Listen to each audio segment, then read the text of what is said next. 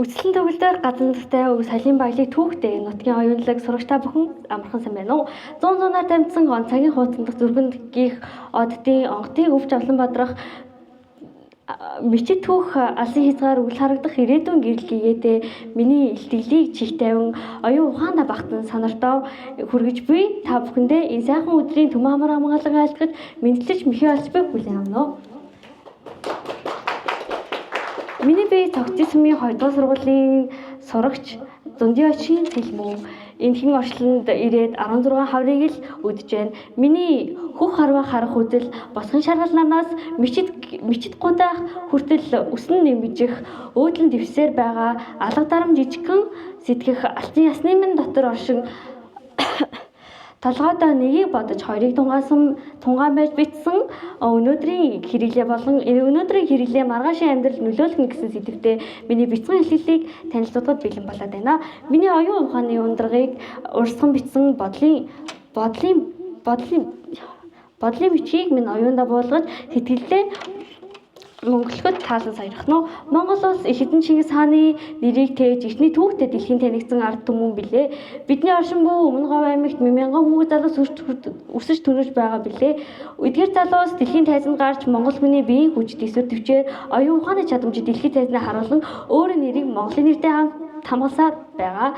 Гэвч энэ бүх бахархал амжилтын сүүдэрт нэгэн зүйл урт хугацаанд үл хайхагдан орхигцоор л ирсэн. Бидний ирээдүйн төлөөл болсон хүүхдүүдийг хэн хамгаалж байгаа вэ? Тэдний захин орчиндөө хувийн орон зай итгэл найзуурын ард бодит аюул нугацаар л байгаа. Уг аюул нь ил харагддаггүй, зогсдоггүй, бас хил хязгааргүй үргэлжилдэг. Захин орчиндоо өөрийгөө бүрэн хамгаалж чадамжгүй хүүхдүүдийг хуурж мэхэлж дарамтлаж тэдний хувийн орон зайд халддаг хүүхдийн эсрэг гэмт хэргийн аюул. Та хүүхдээ хэр сайн мэдэх вэ? Эсвэл дүүгээ ч юм уу? Та хүүхдийнхаа захин орчинд хинтээ харилцаж байгаа вэ гэдгийг сайн хэн чадж байгаа юу? Захин орчин бол бид бүгдийн өсөж дэвжиж хөгжиж суралцаж тоглож найзалдаг хамгийн том орон зай. Гэвч энэ орон зайд насанд хүрээгүй хүүхдүүдийн гиний итгэмдгий сул дараа байдлыг ашиглан садар самуу уруу татаж зураг бичлэгээр дарамтлаж бүр цаашлаад тэнцэх чадваргүй болгож бэлгийн бүжирхийл үлдэх зорилготой хүмүүс бидний дунд цөөхий орширсоор л байна. Яг л хоньны арьс нүмерсэн чон шиг.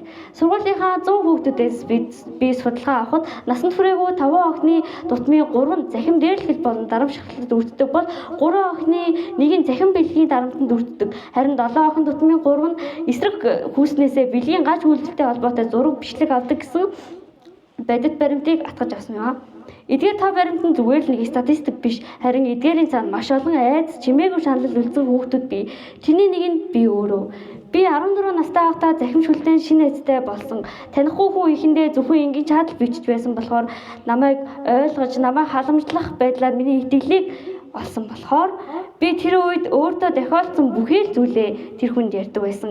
Гэвч тэр удалгүй миний мэдэхгүй бэлгийн агуулгатай зүйлийг ярьж эхэлж над руу бүр зураг илгээхийг шаардаж хэрвээ илгээхгүй бол аав хэд чинь чиний энэ хэлсэн бүх нууцыг чи хэлнэ гэж сүрдүүлсэн. Би тэр үед айсандаа уцаа унтрааж ганцаараа уйлж гэр бүлдээ хэлж чадаагүй хэд хоног зовсон.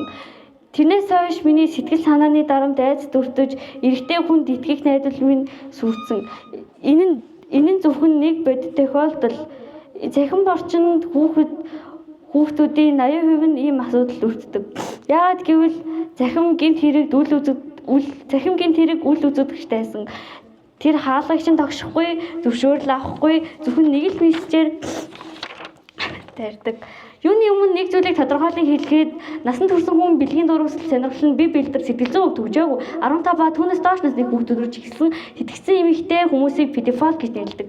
Педофилуудын хамгийн амттай зугаатай зоог нь хүүхдүүд. Энэ асуудлыг зөвхөн хүүхдүүд өөртөө даван туулах ёсгүй. Энийг гэр бүл болон сургууль, нийгэм төрийн хамтын хариуцлага. Эцэг эхчүүд хүүхдийнхээ захин мэргэглээг хориглох биш, хүүхдүүдэд ойлгож хамтдаа ярилцаж итгэлээ орчин бүрдүүл жишээ наалаа уцаа аваад ир гэх биш, харин миний хүүд юу тохиолдож байна? Яг миний хүүд юу болохгүй байна гэж асуудлыг ярилцаж байвал хамгаалт болж чадна. Өнөөдөр бид энэ асуулыг зүгээр л нэг сонсож өнгөрч болно. Гэхдээ маргааш энэ аюул танай гэрээ хаалгыг тогшиж тогшхийг хинч таахгүй. Захим гэмт хэрэг бол та баян байна уу, ядуу байна уу, хотод ба хөдөө амьдардаг байна уу гэж ялахгүй. Энэ бол эцэг их болгоны эхлүүлэх яриа, багш болгоны анхаарах асуудал, нийгэм тулгдаж буй бодит баримт. Өнөөдөр бидний хайхрамжгүй нэг зурвас маргаашийн хүүхдийн насан туршийн шарах болж мэднэ. Харин өнөөдөр бидний нэг зөв шийдвэр маргаашийн хүүхдийн амьдралыг аварч чадна. Хүүхдүүдийг хамгаална гэдэг ирээдүг хамгаална гэсэн үг. Харин ирээдүгөө хамгаалж чадж байвал жинхэнэ хүчирхэг бос байдаг. Учир нь хүүхэд бүрийн инээмсэглэл Монголын маргааш юм. Баярлалаа.